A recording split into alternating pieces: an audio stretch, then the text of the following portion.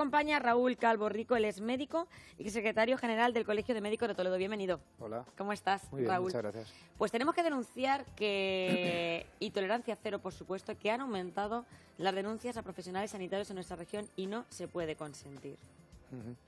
Sí, es un problema muy serio y os agradezco mucho que lo tratéis porque hasta que no cale en la población realmente el problema al que nos enfrentamos será difícil de poner remedios. ¿Por qué está ocurriendo esto? Bueno, ¿Cuál es vuestra sensación?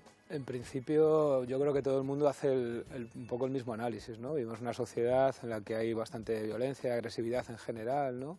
Y que hay una serie de demandas que muchas veces no se ven satisfechas y a partir de ahí, pues la población en general responde de una forma que no son lógicamente las apropiadas, ¿no? Estamos también en un sistema sanitario que es muy potente, pero que también está con la cuerda muy estirada, ¿no? Dando de sí todo lo que puede, a veces más de lo que puede, y esto a veces genera situaciones que llevan a este tipo de problemas. El teléfono está abierto siempre, Luis, y nuestros espectadores pueden opinar, pueden contarnos su experiencia. Si usted quizás sea alguien que también ha sufrido una de estas agresiones o quizás ha estado en el otro lado del paciente y no se ha sentido atendido como usted considera que debería haber sido. 925 28 87 91 660 37 39 30. Yo me crié en un pueblo, Raúl, de Cuenca, y mi abuela todavía es de las que le llevaba ajos al médico de cabecera. O sea, ir al médico de cabecera, yo he ido a acompañar a mi abuela, era ir a ver a una institución, así me he criado yo. Bueno, no sé qué pasa ahora, ¿por qué se ha perdido ese respeto? Para mí es una falta de respeto. Mira, yo también soy médico rural, ¿no? Soy médico de dos pueblos de aquí de Toledo, de Camarenia y Arcicollar, desde hace 13 años va a ser. Y desde luego yo con mis pacientes tengo una relación probablemente la que tenías tú o tu abuela con vuestro médico, ¿no? Es muy importante, y esto es una de las cosas que tenemos que hacer autorreflexión, o que tienen que hacer autorreflexión nuestras autoridades sanitarias, que una de las formas que se consigue reducir este problema es cuando hay una adherencia, cuando hay una longitudinalidad que decimos, es decir, cuando la gente realmente siente que la persona que está visitando es su médico de siempre, ¿no? Es extrañísimo que yo tenga un problema de una agresión en mi consulta. Las agresiones suelen ocurrir en lugares en los que no existe ese conocimiento ni esa relación de confianza. Y se genera esa empatía entre el médico y el paciente, pero mientras tanto las cifras van en aumento y hay que decirlo. El año pasado se produjeron 25 casos más, 25 concretamente en nuestra región, en Castilla-La Mancha, 22 en el 2016, y a nivel nacional hablamos de 515 casos, 515 agresiones, que ahora vamos a ver qué tipo de agresiones son las que se producen para que ustedes vean cómo nos comportamos. Está claro, la última, y esta fue la percha de actualidad que trajimos para que usted viniera a nuestro programa, el último comportamiento agresivo lo vivíamos en el Hospital Materno Infantil de Granada. Eran agredidos dos pediatras y una enfermera, un bebé fallecía, un neonato, y la familia agredía a estos profesionales. Yo la sensación que tengo a veces es que hay mucha rabia, lo que tú decías, esa violencia que no nos deja pensar a veces. Son situaciones de máximo estrés, ¿no? Tenemos que tener en cuenta que generalmente estamos enfrentando a situaciones de personas que están sufriendo, ¿no? Sufriendo situaciones tan absolutamente dramáticas como la pérdida de un bebé, ¿no? Pero también se han vivido en otras ocasiones, estamos hablando, nos trasladamos a esa época que la que hablábamos. Es evidente, ¿no? Es decir, que probablemente hay una parte muy importante que sea, una parte que no es desdeñable por lo menos, que sea parte culpa, digamos, de los propios sanitarios, que igual tenemos que desarrollar más empatía, que tenemos que intentar que en esas situaciones en las que los pacientes están sometidos al máximo estrés, seamos mucho más empáticos, más capaces de entender el sufrimiento al que se ven enfrentados, pero también es verdad que la sociedad, los pacientes tienen que hacer ese esfuerzo por entender en las condiciones en las que se trabaja y por entender que la violencia nunca puede ser la solución, ¿no? Un compañero mío dice que desde el momento en que un paciente agrede, deja de ser un paciente y se convierte en un agresor, ¿no? Entonces esto es muy importante para nosotros, ¿no? Vamos a ver unos gráficos que ustedes van a poder seguir también con nosotros para que entiendan más o menos cuál es el comportamiento del paciente ante ciertas situaciones. Fíjense, tipos de agresión. Estamos viendo que la mayoría de las veces se producen insultos, casi en un 50%, lesiones, un 33% y amenazas, un 22%. El paciente enfadado recurre lo primero al insulto. Sí, las agresiones más frecuentes desde luego son los insultos, eso no cabe ninguna duda, las agresiones verbales, ¿no? Que no por el hecho de ser verbales dejan de ser igual de desagradables e igual de agresivas que las agresiones físicas, ¿no? Pero también es verdad que estas son estadísticas que están de cierta forma modificadas por la falta de recoger los datos, ¿no? Es decir, que muchas veces no se recoge cuando hay un insulto. Que a veces hay bastantes más. Claro, cuando hay una agresión verbal muchas veces no se denuncia precisamente porque a veces quiere quitar hierro a la situación, porque se entiende la situación de estrés a la que se está sometido, etcétera, etcétera, y sobre todo lo que son las agresiones verbales. Otra cosa son con las agresiones físicas, en las que todo el mundo tiene muy claro que se va a denunciar, pero es verdad que las agresiones verbales están infrarregistradas. Cuando se produce una agresión física dentro de un hospital, una agresión, hay una activación, ¿verdad?, de un protocolo para que rápidamente se ponga en marcha pues todo el personal de vigilancia de lo que está ocurriendo a ese médico. Tanto a nivel hospitalario como a nivel de atención primaria existen unos protocolos para las agresiones, y los servicios de salud, concretamente el SESCAN, el nuestro de Castilla-La Mancha, tiene un plan que se conoce con el nombre de Plan Perseo, que ya lleva bastantes años instaurado, en el que es un plan precisamente para prevención y luego posteriormente cuando ocurren las agresiones, ¿no? Y efectivamente prácticamente en todos los sitios existe una serie de medidas de seguridad pasiva que llamamos, ¿no? Cámaras, botones del pánico, etcétera, pero también hay que tener en cuenta que la mayor parte de las agresiones ocurren en la atención primaria, sobre todo en la atención primaria rural, en la región en la que estamos, que es una región eminentemente muy rural, y que los medios de que dispone en este caso Guardia Civil, que son los responsables de esa seguridad, son tan escasos que a veces es muy difícil que lleguen a tiempo para evitar la agresión. Hablamos por eso que se creó en el año 2010 ese observatorio de agresiones que creaste precisamente la Organización Médica Colegial. ¿Qué pasa? Esta es la situación real, pero vamos a hacer y escuchar también al paciente. Nos está llamando una espectadora. A veces los pacientes, tú lo has planteado, se sienten como chiquitines al lado del médico. Como que el médico es demasiado prepotente. Y esa prepotencia, te lo digo claramente porque es como creo que se siente y no la ha trasladado una espectadora, provoca que no justifico ni muchísimo menos la agresión, tolerancia cero desde el primer momento, pero se sienten así. Sí. ¿Por qué se siente así? Bueno, pues antes no se sentía así. Es un déficit importante nuestro, ¿no? Hay que tener en cuenta que hemos avanzado mucho desde el punto de vista científico-técnico y a veces hemos perdido ese toque de humanidad que tenía la medicina, ¿no? De cercanía, de ser una relación, una ciencia la más humana de todas las ciencias, ¿no? Y a veces, un poco por el medio, el contexto en el que realizas tu trabajo, pues insisto, se pierde esa parte de humanidad que no podemos olvidarlo. Nunca. Esto es un esfuerzo, decía, que era la parte de reflexión que tenemos que hacer los sanitarios, no perder nunca esa parte de humanidad, porque probablemente esa parte de humanidad es la que nos conecta al ser humano que tenemos enfrente, que está sufriendo en una situación de gran estrés, y entonces será mucho más difícil que existan esas agresiones. Por eso es cierto que los médicos, no pasa con todos los médicos ni muchísimo menos, hay gente que tiene también un carácter, también más caracteres, tú eres más cariñoso, más empático, cada persona somos de una manera de ser. Pero también es cierto que la falta de respeto es total. Os pasa a vosotros los médicos, pasa con los profesores y pasa con tantas profesiones que antes eran sagradas y que ahora parece que todos somos médicos, todos somos maestros, todos somos abogados. O sea que parece que a veces el paciente quiere saber más que el médico. ¿Sabes qué pasa? Yo no creo que tenga que existir tampoco ninguna profesión sagrada, ¿de acuerdo? Es decir, nosotros es evidente que nosotros disponemos del conocimiento científico y técnico que no tiene por qué poseer la población general, obviamente, ¿no? Ni están obligados a poseerlo. Pero esto no tiene que hacer que tengamos una relación de superioridad con respecto al paciente. Totalmente de acuerdo. Somos todos seres humanos y si perdemos eso, si no estamos en una relación de igualdad, el paciente ya asume que nosotros tenemos esa calidad científico-técnica. Lo que quiere de nosotros no solo es eso, que también lo que quiere es empatía y humanidad. Y conectar. Eso es muy importante para nosotros y es una de las principales formas de prevenir las agresiones. Totalmente. Yo creo que eso lo tenéis bastante claro la gente que trabajáis en los pueblos, porque se genera esa afinidad, aunque hay veces, y tú lo decías, que por desgracia, tú tenías un médico de cabecera en el centro de salud y yo recuerdo que tenía el de mi madre, el de mi abuela, pero ahora, como dice mi madre, hija mía, pues si no os han vuelto a cambiar de médico. Este es un problema que tenemos que solucionar.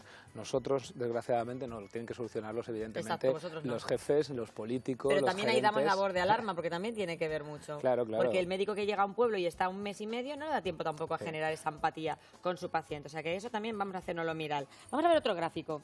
Vamos a ver cómo son los agresores, cómo son esos pacientes.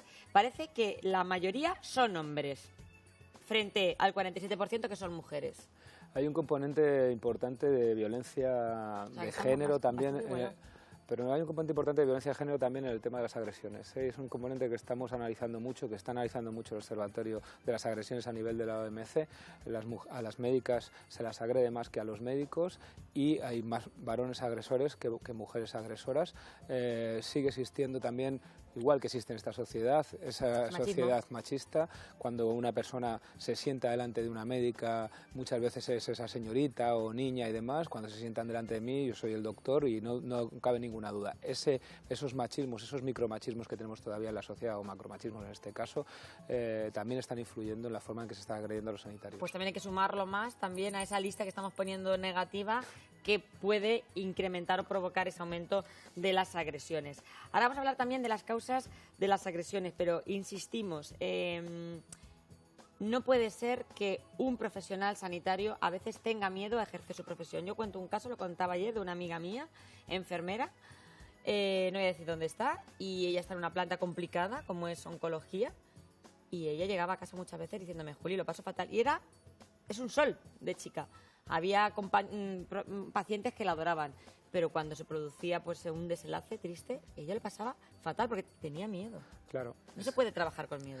Ten en cuenta que nosotros trabajamos para ayudar, todos, los médicos, las médicas, los enfermeros, todo el mundo trabaja para ayudar al paciente. Ir a trabajar en situación de miedo ya no eres la misma persona. De hecho, todos los compañeros, las compañeras que han sufrido una agresión, sean del estamento que sean, ya nunca vuelven a ser las mismas personas. Ya no se vuelve a ejercer la sanidad de la misma manera que si no has tenido una agresión. Ese miedo no se olvida nunca.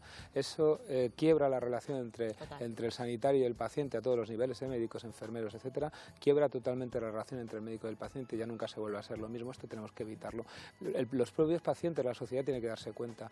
Los sanitarios no podemos trabajar con miedo porque nunca haremos la mejor medicina posible ni los mejores cuidados posibles. Totalmente de acuerdo. Además, es que ese miedo quizás es lo que hace que ese médico o ese profesional sanitario se ponga a la defensiva, porque el miedo a todos nos provoca esa situación. A mí si me da miedo una situación, yo digo, uy, cuidado, no voy a tener esa relación fluida a lo mejor con otro paciente que no tenga nada que ver con el que me agredió en un momento determinado. Sí, esto es así. Es decir, si vivimos en una situación en la que hay una violencia, si vivimos en una situación de miedo, ni tu amiga la enfermera, ni médicas, ni médicos, ni ningún otro personal va a hacer su trabajo como realmente lo haría si no existiera ese miedo. Totalmente.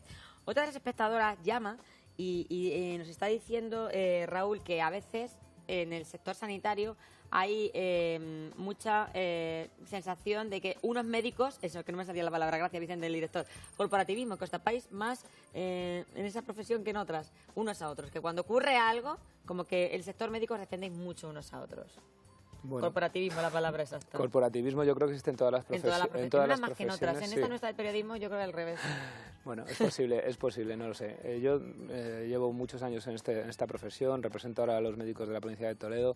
Evidentemente existe corporativismo, es una profesión en la que existe, no puedo negarlo.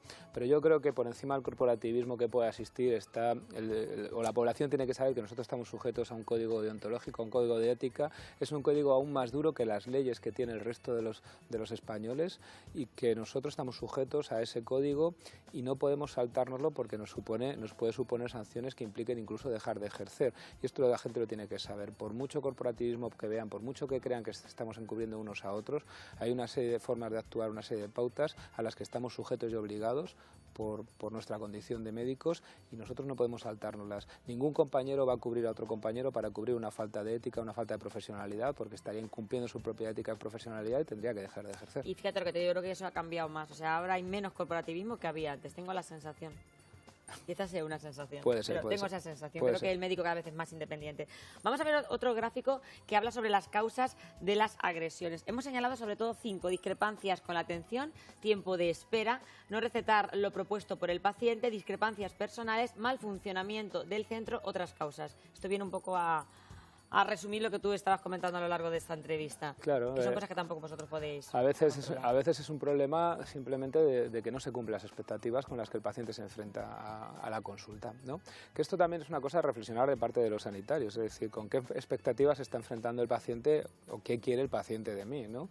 Porque a veces, como suele decirse, cuando dejar las cosas muy claras desde el principio, no hay luego lugar a malentendidos. Es decir, usted viene a contarme a mí un problema. ¿qué espera que haga yo con ese problema? Si usted está esperando que yo, no sé, le salte una lista de espera de 2 años o, como le digo yo muchas veces a mis pacientes, yo me gustaría operarte de la rodilla, pero yo no puedo. Entonces, si esa es tu expectativa, no lo busques aquí, podemos hablar de ello, de tu enfado, pero yo no puedo solucionarlo. A veces también se critica un poco eso por parte del paciente, que a veces los médicos sois demasiado claros. Se sentaba el otro día aquí Isabel Gemio, con un libro precioso que ha escrito mi hijo, mi maestro, y decía que cuando le comunicaron el diagnóstico de su hijo, los médicos fueron demasiado claros, que su hijo tenía una enfermedad rara, que iba avanzando poco a poco, pero quizás a ella le hubiera gustado que ese diagnóstico hubiera sido más poco a poco, no esa rotundidad que a veces tenéis los profesionales sanitarios. A lo mejor no es tanto un tema de claridad como un tema de humanidad, ¿no? Es decir, no es solamente lo que estás comunicando, sino la forma en la que lo estás comunicando, y sobre todo una cosa que me parece extraordinariamente importante es que el paciente note que estás empatizando con él, es decir, que en ese momento estás compadeciendo lo que intentas ponerte en su lugar de lo que está sufriendo. Esto me parece importantísimo. Vuelvo otra vez a lo del principio. Si no establecemos una buena relación con nuestros pacientes, las agresiones estarán a la orden del día, claro. Pues yo creo que la mejor forma de terminar esta entrevista es, volvemos a repetir la frase con la que hemos empezado: tolerancia cero a las agresiones. Si no nos respetamos unos a otros, mal vamos. ¿No te parece, Raúl? Es imprescindible, pero en todos los ámbitos de la vida. Mal claro, vamos. Vamos a pedir un poco más de humanidad y más respeto por parte del paciente. Las administraciones también aquí tienen mucho que ver. Y al final la sanidad, la salud es lo más importante que tenemos en la vida. Si nosotros no la cuidamos, ¿quién la va a cuidar?